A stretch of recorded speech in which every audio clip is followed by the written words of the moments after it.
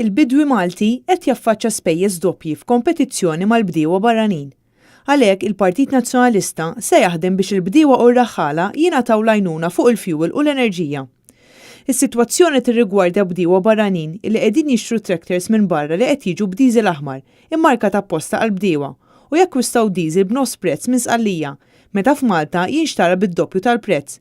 Din is-sitwazzjoni qed tħalli impatt negattiv u piżijiet kbar fuq il-bdiewa Maltin u Għawċin li qed jaffaċċjaw spejjeż doppji. Sostnew dan il-kelliem tal-Oppożizzjoni dwar il-bidja Edwin Vassallo kif ukoll il-kandidat għall-elezzjoni tal-Parlament Ewropew Peter Raġus waqt konferenza tal-ħabarijiet quddiem il-Pitkalija. Din il-kwistjoni tad-diesel qed toħloq sitwazzjoni fejn il-prodott barrani għandu vantaġġ kbir fuq il-prodott Malti, bil-konsegwenzi li qed jiġi importat 70% tal-ħaxix u l-frott.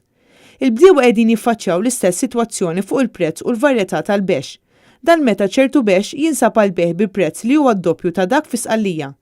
Edwin Vassallo qal li jekk ifalli l-bidwi Malti se jispiċċa biex ibati kulħadd.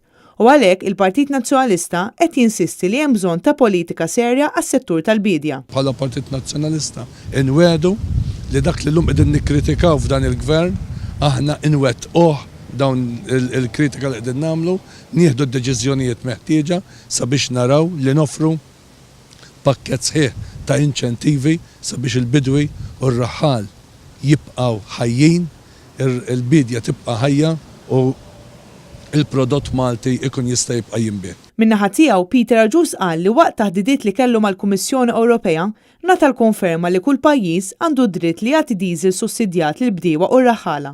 Huwa sostna li l-Kummissjoni ikkonfermat ukoll li kważi l-pajjiżi kollha tal-Unjoni Ewropea jagħtu xi tip ta' sussidju jew fl-elettriku jew fid-diesel. Iżda f'Malta dan mhux qed isir. Jekk hemm żvantaġġi li għandu l-bidwi Malti, irridu nindirizzawhom u l-appell tagħna huwa lill-Gvern biex idaħħal immedjatament sussidju fuq l-enerġija għall-bidwi u jara dawk l-aspetti kollha aħna semmejna eżempji oħra fejn il-bidwi jeħtieġ ngħinuh billi nneħħulu l-iżvantaġġi viżavi il-bidwi barrani. Quddiem din is-sitwazzjoni, il-Partit Nazzjonalista se jagħmel pressjoni u se jkun qed jixpruna lill-Gvern sabiex immedjatament tiġi mnedija skema ta' sussidju dirett fuq l-enerġija għall-bdiewa u r-raħħala, b'mod li l-enerġija kollha li jikkonsmaw tingħatalhom b'nofs prezz. Dan fi skema ta' għajnuna lill-bdiewa approvata mill-Unjoni Ewropea li għandha tiġi approvata mill-Kummissjoni Ewropea bħala State Aid. Preżenti għal din il-konferenza tal-aħbarijiet kien hemm is-Sindku tas-Siġġiewi Alessia Bsajla Żammit, is-Sindku tal-Imġar Paul Vella, kif ukoll il-Kunsillier f'isem il-Partit Nazzjonalista f'Birkirkara Antwan Attart.